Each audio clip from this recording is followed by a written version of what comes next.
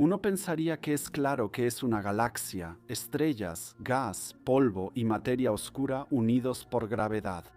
Listo. La realidad es más compleja, ya que para galaxias muy lejanas solo tenemos una mezcla de perfiles de luz, algunos espectros y pocos datos de movimiento. En el límite puede volverse realmente complicado decidir si un objeto observado es una galaxia independiente, un cúmulo estelar o algo intermedio. Y no por razones filosóficas, sino porque las categorías de distancia, las diferencias de velocidad y el brillo superficial son muy diferentes para una isla estelar. A esto se suman casos especiales como dos sistemas que están fusionándose. ¿Se cuentan como una unidad o como dos objetos de catálogo mientras haya dos núcleos? Sistemas enormes y muy difusos con bordes fuera del límite de detección.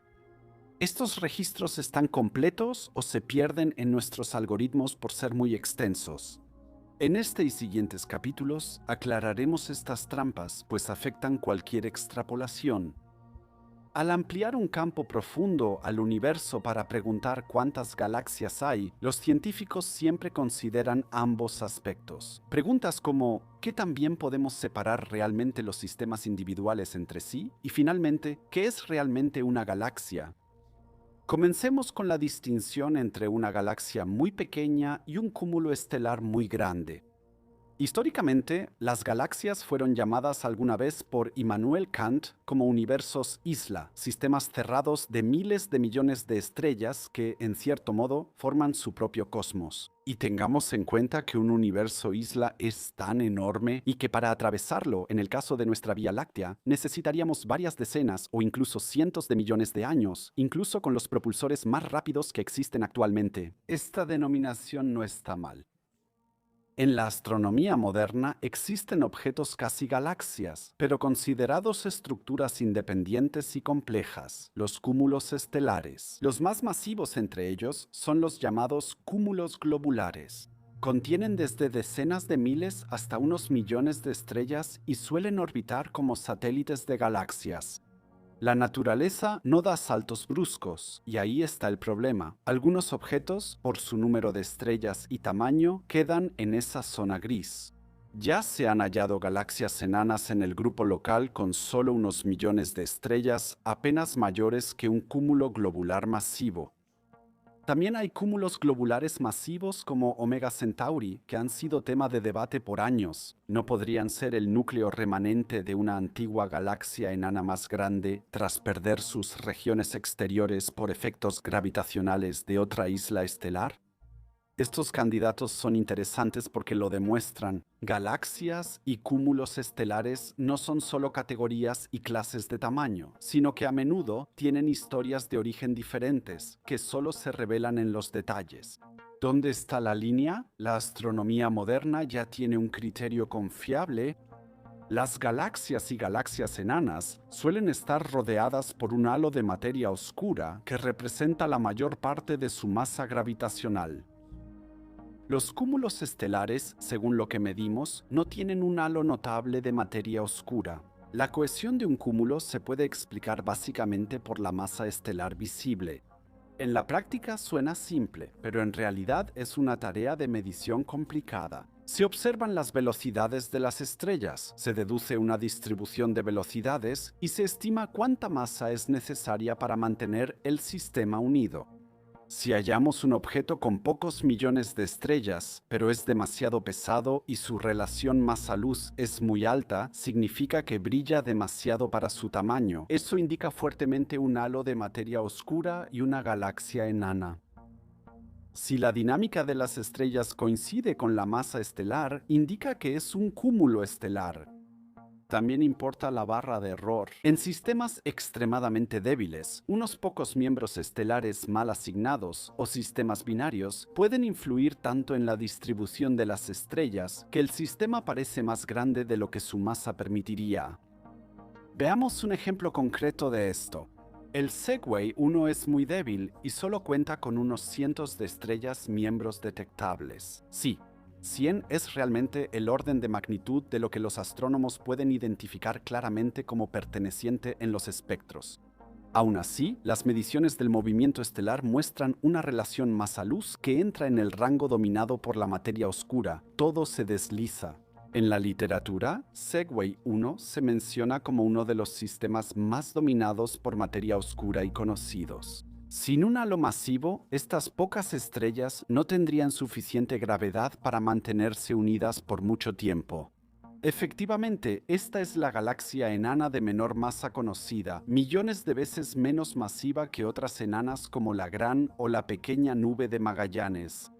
En contraste, otro objeto llamado Omega Centauri, un cúmulo globular, es extremadamente masivo en estrellas, pero su movimiento puede explicarse sin una gran masa adicional e invisible como la materia oscura. Además, debemos considerar que Segway 1, esta pequeña galaxia enana, contiene algunas poblaciones estelares, lo cual es bastante raro en cúmulos estelares puros. Por eso, esta galaxia enana probablemente fue un núcleo galáctico y Omega Centauri siempre ha sido como lo conocemos. Claro, también hay que decir que no se puede pesar la materia oscura en cada galaxia pequeña.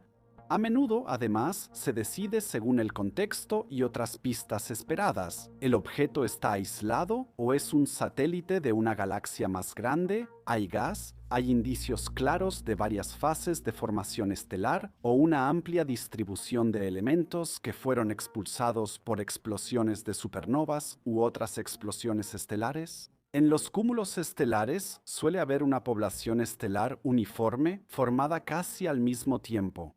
Aún las galaxias enanas más pequeñas y débiles muestran en sus estrellas rastros de una formación compleja. Para nuestro propósito, eso significa lo siguiente. Solo consideramos lo que es un sistema galáctico independiente en sentido físico, es decir, objetos que aparecen como entidades propias ligadas por la gravedad y que típicamente poseen un halo de materia oscura. No consideramos cúmulos estelares en galaxias grandes como islas estelares independientes. Aunque suena trivial, hay casos extremos como las llamadas galaxias ultradifusas. Sistemas enormes cuya luz estelar es tan dispersa que parecen casi transparentes. Por eso pueden pasar desapercibidos en sondeos clásicos. Algunas, como la galaxia enana ultradébil Dragonfly 44 en el cúmulo de Coma, se han considerado muy masivas según mediciones de velocidad, es decir, dominadas fuertemente por un halo de materia oscura. Otras galaxias, especialmente algunas prominentes como NGC 1052, DF2 y DF4, llamaron la atención porque los primeros análisis indicaban una cantidad inusualmente baja de materia oscura. Esto podría indicar que son excepciones reales o que los procesos de marea con otras galaxias pueden remover parte de los halos. No es solo curiosidad para el conteo, también es una advertencia. La materia oscura es un criterio de separación sólido, pero la naturaleza puede generar casos donde los movimientos internos no reflejan la masa original del halo de materia oscura. Dejemos que nuestra mirada se pierda en la distancia. Los astrónomos siempre trabajan con proyecciones 2D de estructuras 3D. Esto lleva a ilusiones. Objetos que en realidad están físicamente muy alejados entre sí pueden aparecer exactamente uno sobre otro en la imagen. Y en las estadísticas de Deep Field eso es especialmente delicado, porque ahí las fuentes de todos modos son pequeñas y débiles. En los catálogos de galaxias y en los conteos, eso fue y sigue siendo un obstáculo. ¿Qué ocurre si dos sistemas alineados en la misma línea de visión se consideran uno solo? Subestimamos la cantidad. Por otro lado, puede suceder que un solo sistema, debido a efectos como lentes gravitacionales, se divida en varias imágenes y, en ese caso, lo contemos varias veces. Un ejemplo clásico de esto son las galaxias en aparente colisión NGC 3314. En las fotografías, parece como si dos galaxias espirales estuvieran justo en medio de una colisión. En realidad, es solo una alineación accidental poco común.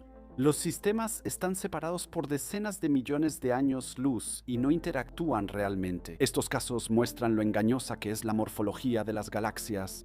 Lo que parece ser bandas de polvo sin mareas o una superposición puede ser simplemente primer plano y fondo, pero con un análisis espectral normalmente se puede separar eso claramente, porque ambos sistemas tienen diferentes corrimientos al rojo, ya que están a diferentes distancias entre sí y tienen diferentes velocidades de alejamiento de la Vía Láctea. En casos lejanos, donde los astrónomos solo ven una mancha difusa, una superposición puede entrar al catálogo como una sola fuente. Especialmente cuando la resolución no es suficiente para separar dos centros. En las primeras imágenes de campo profundo como las del Hubble, eso fue importante. Con alto corrimiento al rojo, las galaxias suelen verse como pequeñas manchas o islas de luz. Si dos islas estelares distantes coinciden en el cielo, pueden verse como una sola mancha en los datos del Hubble. El intento de separar dos galaxias, es decir, de distinguir dos islas estelares que parecen estar juntas, fracasó al menos en los campos profundos del Hubble, generalmente porque las imágenes no muestran separación clara entre componentes. Solo con mayor resolución, como la del telescopio espacial James Webb o usando descomposición espectral, se pudo ver que en realidad son dos sistemas. Por eso el telescopio espacial James Webb es tan valioso. No solo aporta más fotones, también separa en el infrarrojo cercano estructuras que antes eran muy compactas en el campo profundo óptico, y con NIRSPEC permite ver los corrimientos al rojo de componentes separadas. Para nuestro conteo, esto significa que una mejor resolución generalmente lleva a una corrección al alza en el número de galaxias. Lo que antes parecía 1 puede ser 2. Y este efecto es asimétrico, porque de un solo objeto pueden resultar no solo 2, sino también 3 o incluso 4. La información de color y espectro también ayuda a desenmascarar superposiciones, incluso si están en el mismo lugar en el cielo. Los primeros análisis muestran en realidad que algunas fuentes que antes se catalogaban como un solo cúmulo, en mayor calidad están compuestas por varias partes individuales, sobre todo en entornos densos o en sistemas primitivos con mucha estructura, pero también existe el caso contrario, donde varias supuestas galaxias resultaron ser menos. La causa de esto se llama efecto de lente gravitacional. Tomemos un cúmulo de galaxias masivo. Por su gran gravedad, puede distorsionar la luz de una galaxia detrás y hacer que aparezca en varias imágenes. La galaxia del fondo aparece como arcos, imágenes múltiples o duplicados simétricos. Por supuesto, los astrónomos son conscientes de estos problemas y, desde que surgieron, saben cómo fusionar duplicados o arcos para asegurar un conteo correcto de galaxias. También hay otro aspecto que se cuela, que cuando observamos las islas estelares en todas sus formas, casi puede pasar desapercibido: galaxias en fusión. A lo largo de los tiempos cósmicos, las islas estelares se fusionan entre sí, dos se convierten en una. A veces un sistema grande incluso devora a muchos pequeños uno tras otro. Por eso, el universo actual probablemente tiene menos sistemas pequeños separados que hace 10.000 millones de años, porque varios componentes pequeños ya se fusionaron en galaxias más grandes. En estadística, esto implica que al interpretar los deep fields como una instantánea, los investigadores solo observan un corte temporal. Los objetos cercanos están más en el presente que los lejanos, es lógico. Ambas épocas difieren en la cantidad de galaxias por volumen. Cuando hablamos del número de galaxias en el universo observable, solemos referirnos a una idea actual. Vemos galaxias lejanas en el pasado. ¿Cuántos sistemas separados existirían ahora mismo si congeláramos todos los movimientos del cosmos? La respuesta a esta pregunta depende de modelos, ya que no observamos todo en el presente, solo lo que la luz tarda en llegar. Los modelos de formación de estructuras permiten estimar el presente usando frecuencias observadas y tasas de fusión.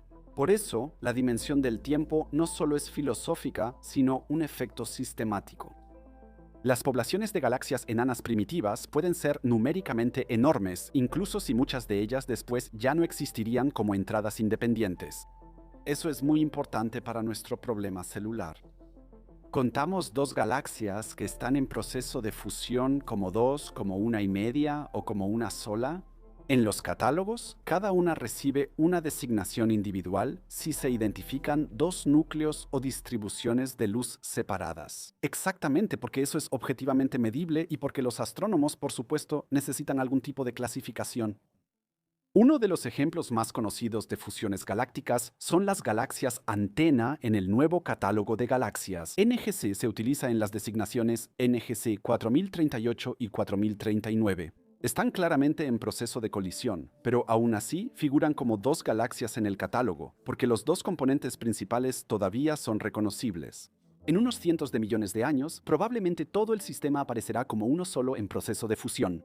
Los científicos unirían dos entradas del catálogo en una sola en el futuro. Ahora bien, tales fusiones ocurren constantemente, en todas partes y en todo momento. La Vía Láctea suma satélites pequeños. Vemos esto como corrientes estelares y subestructuras químicas en el halo galáctico, es decir, cicatrices de agresiones pasadas. Durante mucho tiempo se creyó casi seguro que la Vía Láctea se fusionará con Andrómeda en 4 o 5 mil millones de años. Al producto final hipotético se le apodó popularmente Milk-Drómeda. Simulaciones recientes con datos actualizados y la gravedad de otros miembros del grupo local muestran un panorama menos determinista. Un estudio en Nature Astronomy concluye que la fusión entre la Vía Láctea y Andrómeda en los próximos 10.000 millones de años no está asegurada. Otras masas, como la Gran y Pequeña Nube de Magallanes y galaxias enanas cercanas a la Vía Láctea y Andrómeda, pueden influir mucho en su dinámica orbital. No es seguro que todas las galaxias se unan algún día. Quizá en regiones menos densas como el grupo local, las galaxias se fusionen más lento o solo pasen cerca una de otra, como podría ser el caso de la Vía Láctea y Andrómeda. ¿Pero qué significan las fusiones? Para nuestro conteo de galaxias, el número de islas estelares disminuye constantemente con el tiempo cósmico. Sí, especialmente en grupos y cúmulos de galaxias, donde el movimiento y la fricción favorecen fusiones. Sistemas pequeños son absorbidos por grandes. Los núcleos dobles de galaxias se unen y al final hay menos islas estelares, pero en promedio más masivas. Por otro lado, en los primeros tiempos también hubo una fase en la que muchos sistemas pequeños surgieron por primera vez. Ese proceso de formación era el principal antes, pero hoy en muchas regiones predomina la fusión. ¿Pero tiene el cosmos un truco bajo la manga que podría arruinar la futura fusión? A gran escala, por la expansión del cosmos, las galaxias ya no pueden encontrarse. Así, aunque las islas estelares todavía pueden atraerse entre sí, en promedio están tan lejos unas de otras que la expansión del universo las aleja más rápido de lo que pueden acercarse. El resultado podría salvar algunas galaxias. No todo puede fusionarse, la expansión es muy rápida a gran escala. A largo plazo, los sistemas cercanos y ligados gravitacionalmente se fusionan, mientras que los muy separados no lo hacen. Por lo tanto, la evolución lleva a una situación en la que cada región ligada contiene cada vez menos y cada vez galaxias remanentes más grandes. La estimación de Consulace de 2 billones de islas estelares parte del estado actual. Uno se imagina que podría congelar el cosmos ahora y contar todos los sistemas que aún están separados, incluso parejas que ya interactúan fuertemente. No hay un valor umbral universal claro para decidir si contamos galaxias como una o dos. Incluso en la Unión Astronómica Internacional, que normalmente es tan entusiasta con las definiciones, no existe una definición clara de cuándo un sistema cuenta como dos o como uno. ¿Importa la distancia entre las galaxias, la superposición de halos o la desaparición de la estructura espiral durante la fusión? ¿Qué ocurre si las islas estelares desarrollan brazos de marea, es decir, corrientes estelares gigantes arrancadas de una galaxia por la gravedad de otro objeto? ¿O preferimos considerar la fusión final de los núcleos como el criterio definitivo para un solo objeto? En catálogos como el NGC, los sistemas en fusión suelen estar aún separados. Mientras tengan dos regiones centrales individualmente definidas, se consideran separadas. ¿Eso es todo con respecto a las galaxias? Al final queda una isla estelar más grande y masiva. Una vez más, queda claro que contar galaxias depende de una delimitación precisa. En aquellos casos en los que no está claro si realmente estamos viendo una galaxia, ¿cuántas islas estelares hay realmente en una lente gravitacional? ¿Se consideran dos galaxias en fusión como un solo objeto o aún como dos sistemas? Y también las galaxias con poca materia oscura, es decir, los sistemas ultradifusos, en realidad son muy valiosos para un proyecto así. Nos hacen replantear nuestros criterios y flexibilizar nuestra forma de pensar. Las galaxias no solo tienen estrellas, su diversidad es tan grande como la de ellas. Ahora sabemos dónde falla nuestra capacidad de distinguir. Por eso, ahora finalmente nos preparamos para dar el paso decisivo, extrapolar lo que vemos en el Deep Field a todo el universo.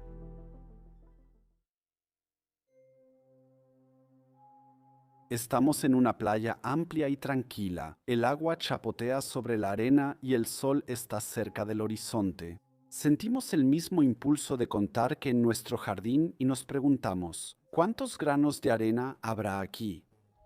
Por supuesto, no podemos contar todos los granos uno por uno. En su lugar, podemos usar una pala pequeña, llenarla de arena, contar los granos y pesarlos. Después, con el área total y la profundidad de la arena, calcula cuántas paladas de arena hay ahí. A gran escala, los astrónomos hacen algo similar al contar galaxias. Nuestra pala es el Deep Field, nuestra playa es el cielo. ¿Cómo calculamos el número total de galaxias con el conocimiento actual, factores de definición y grandes distancias si el Deep Field cubre solo una parte diminuta del cielo? Primero, necesitamos saber la proporción de nuestro Deep Field respecto a la playa cósmica. El cielo se mide como una superficie, generalmente en grados cuadrados. En todas las direcciones, todo el cielo tiene aproximadamente 41.253 grados cuadrados.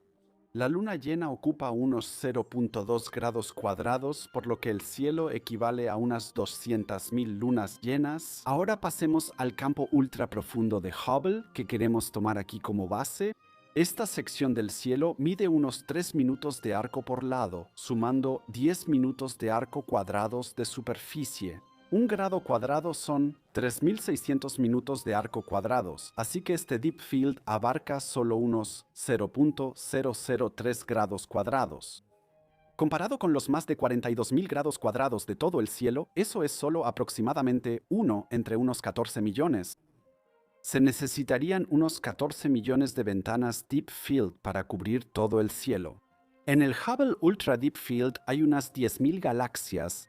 Si asumimos que hay un número similar de galaxias por área en todas partes, podemos calcular 10.000 galaxias por minicampo, multiplicado por 14 millones de campos resulta en unos 140.000 millones. Esa era la cifra usual hasta que se capturó la imagen del Extreme Deep Field. El Extreme Deep Field es la imagen de Hubble con mayor profundidad y exposición.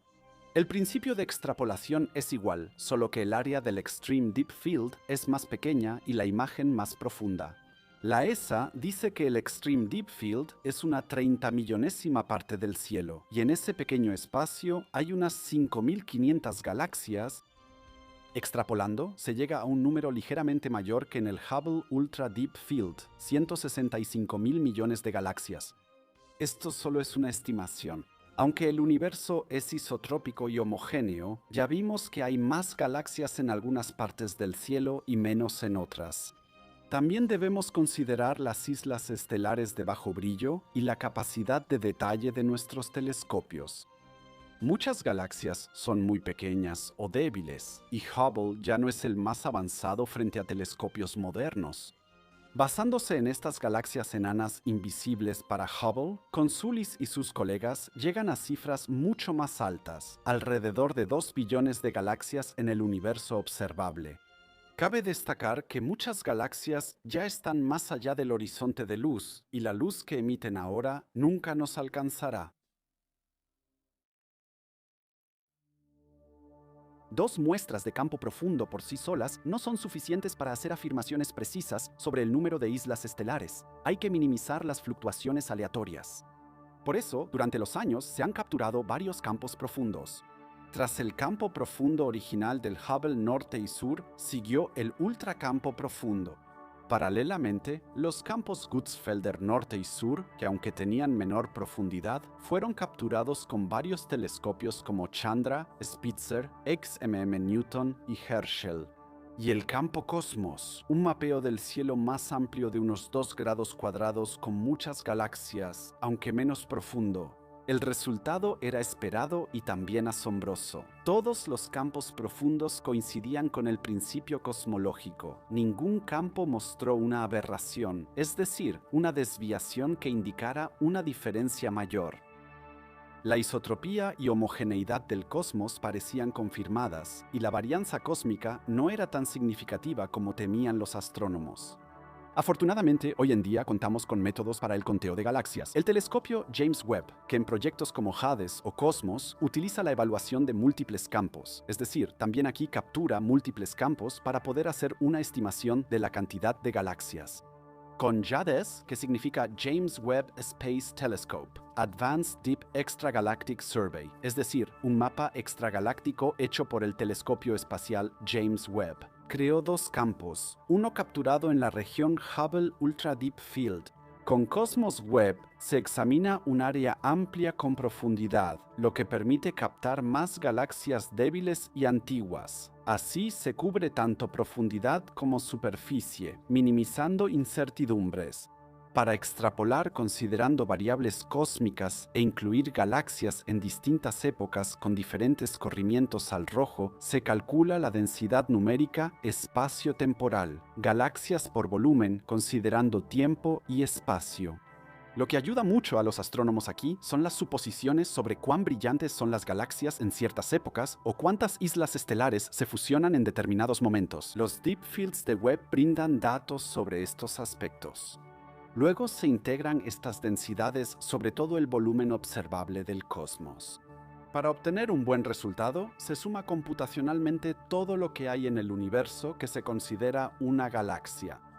Primero se cubren las áreas tantas veces como entren en el cielo, luego se avanza capa por capa hacia afuera, es decir, a través del tiempo, y se observan islas de estrellas en diferentes épocas del universo. Los astrónomos, por supuesto, no deben olvidar en este punto la expansión del cosmos. Cada capa varía de tamaño según la distancia y el corrimiento al rojo. Al final de esta suma se obtiene la cantidad total y de ahí el número total, si se sabe cuántas islas de estrellas hay típicamente por volumen. Eso hizo Consoulis, asumiendo que aún hay muchas galaxias poco luminosas.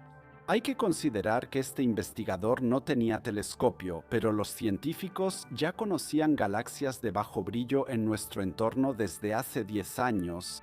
Tras análisis numéricos, calcularon que el 90% de las galaxias de bajo brillo no eran visibles en el campo ultraprofundo de Hubble.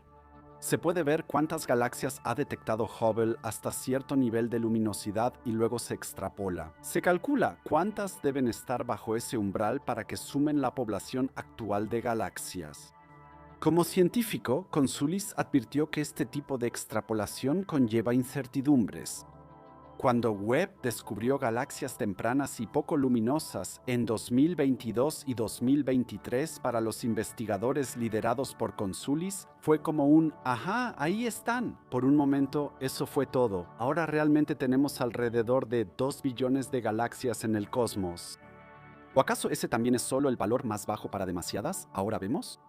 ¿O es solo el tiempo? ¿O con tiempo? ¿Con o con la O? ¿Con o con tiempo? ¿O el tiempo? ¿O con el tiempo? ¿O con el tiempo? ¿O con tiempo? ¿O con tiempo? ¿O cuántas islas estelares aún más débiles se descubrirían con telescopios como Webb, el futuro telescopio espacial Nancy Grace Roman, el telescopio de 30 metros o incluso el telescopio extremadamente grande? El resultado más citado indica que en el universo observable hay cerca de 2 billones de galaxias o 2 por 10 a la 12 islas estelares. Sin embargo, no debemos considerar este número como algo definitivo. Como hemos visto, detrás de esto hay una considerable serie de suposiciones y límites. Nuestro horizonte de observación que determina cuánto del universo podemos captar, la homogeneidad a gran escala, es decir, que el universo es igual en todas partes a gran escala. La sensibilidad de nuestros telescopios define lo que realmente podemos detectar. Y la definición de lo que consideramos una galaxia y el método estadístico de extrapolación. Si se modifica algún componente, como usar nuevos instrumentos para detectar islas estelares más débiles, también puede variar la cantidad final de galaxias. Y eso es exactamente lo que probablemente sucederá. Con cada telescopio avanzado, seguramente hallaremos más galaxias. Webb ya ha confirmado que existen varios millones de galaxias, pero ya hay otros gigantes en el horizonte. El telescopio espacial Nancy Grace Roman se lanzará en 2027. Aunque solo tiene el diámetro del espejo de Hubble, su campo de visión es 200 veces mayor que el del ya bastante amplio telescopio Hubble. Así podrá capturar 200 imágenes Ultra Deep Field de Hubble a la vez. Roman ofrece condiciones ideales para cartografiar la distribución de galaxias en un área muy grande y a una profundidad extrema. Podría reducir la incertidumbre estadística y quizá elevar aún más la curva de descubrimiento de galaxias pequeñas. En los próximos años entrarán en operación el telescopio extremadamente grande, ELT, con un espejo de unos 39 metros y el telescopio de 30 metros, TMT, en Chile. Estos telescopios de superlativos no pueden observar tan profundamente en el infrarrojo como el Webb, ya que operan desde la superficie terrestre y la atmósfera de la Tierra dificulta la observación infrarroja más profunda. Por ejemplo, podrán captar estructuras muy débiles en el infrarrojo cercano y óptico con resolución muy alta, especialmente en el universo local como Andrómeda, Triángulo, el Cúmulo de Virgo y otras. Incluso galaxias enanas más débiles serán detectadas. Probablemente descubramos muchas mini islas estelares cercanas que antes pasaron desapercibidas.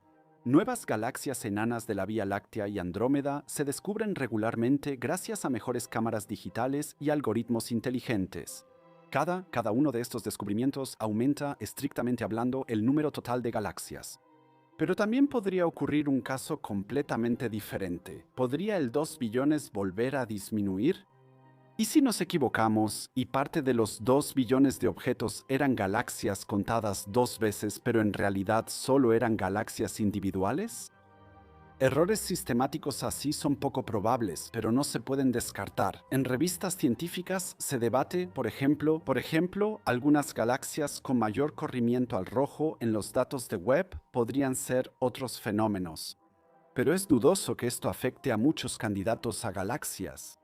Muchos astrónomos no esperan que el número disminuya significativamente. Al contrario, en general, la tendencia será al alza. Quizá dentro de 20 años hablemos de 3 a 4 billones de galaxias cuando se hayan analizado todos los datos de Roman, el telescopio espacial James Webb, ILT y otros telescopios gigantes. Y aún así, quién sabe, tal vez una tecnología de observación completamente nueva podría revelar puntos aún más finos. Y mientras manejamos estos números enormes, casi parece un juego, como si tuviéramos 2 pequeñas pelotas, una en cada mano. Cada pelota equivale a 1 billón de galaxias. Podemos hacer malabares, lanzarlas o patearlas a una portería. Pero no debemos olvidar que estos números lo son todo. 2 billones no solo nos señalan 2 millones de universos isla, también contienen una cantidad casi inimaginable de mundos. Cada una de estas galaxias alberga miles de millones de estrellas y quizá billones de planetas, todo en una sola galaxia, en un solo universo isla. Muchas veces he intentado imaginarme estos números personalmente. ¿Qué pasaría si realmente contáramos hasta 2 billones? Bueno, por supuesto tendrías que empezar en algún lugar, 1, 2, 3, cada segundo, una isla estelar diferente, sin pausa, sin dormir. ¿Cuánto tiempo tomaría contar 2 billones de galaxias? Para ser exactos, 2 por 10 a la 12 segundos. Un minuto son 60 segundos, una hora, 3.600, un día, 86.400 y un año, 31 millones de segundos. 2 billones de segundos son alrededor de 63.400 años, es decir, más de 634 siglos, Tendríamos que contar durante más de 63.000 años, decir una galaxia por segundo, 2 galaxias, 3 galaxias. Y solo terminaríamos después de una eternidad, un lapso de tiempo inimaginable que va mucho más allá de toda la historia de la civilización humana que conocemos. Esa es la cantidad abrumadora de galaxias en nuestro universo observable. Mientras tú, querido espectador, sigues contando y contando en tu mente, el verdadero tiempo cósmico sigue avanzando. Las galaxias se fusionan, nuevas estrellas nacen y mueren, y posiblemente en algún lugar surgen civilizaciones y desaparecen de nuevo. Aunque vivieras eternamente, tu conteo probablemente nunca estaría completo. Y precisamente en lo desconocido deberíamos sumergirnos más intensamente y profundamente para encontrar y explorar los universos isla del cosmos que se nos presentan.